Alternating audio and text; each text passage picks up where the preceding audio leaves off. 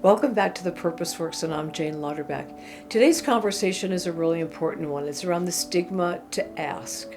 And many of us, no matter what level, have this sense of being really uncomfortable to ask for what we want. Usually it's because we have a certain set of expectations. And expectations as a word is a pretty loaded, complicated word. We have all kinds of levels of expectations. Our own of ourselves, expectations of our companies, our teams, of others, and certainly our talent has expectations of us as well.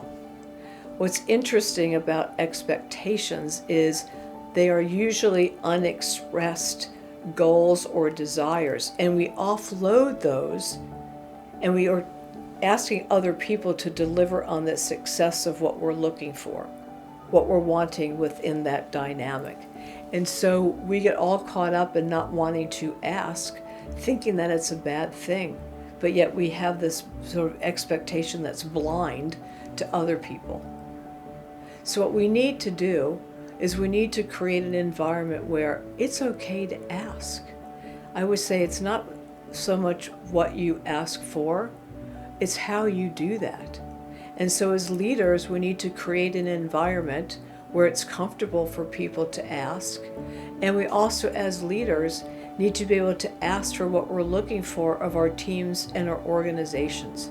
It has to be a reciprocal ask. And there's actually some very interesting studies that say that those people who ask are seen as more competent. Those people who ask really understand the value of reciprocating and answering on that ask. And those people that ask get 4 times more than those people who don't. And an ask doesn't necessarily have to be a personal gain. It could be something that maybe you want to shift or change or do something in terms of a customer service. So asking is a way to get to innovation. Asking is a way for all of us to be better.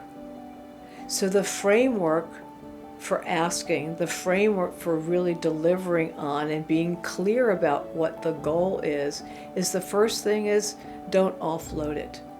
Take your responsibility. Take your responsibility for your own growth. Make sure that your expectations are clear and concise and are related to the context of your business or the situation. It's not about what you want and what you deserve, and you certainly deserve to get all the things that you've been working for, but you need to make it in a way where it's going to be a value for everybody, that everyone's got to kind of win or sort of participate in why we want to pursue the ask. And so if you write things down, you get clear about it.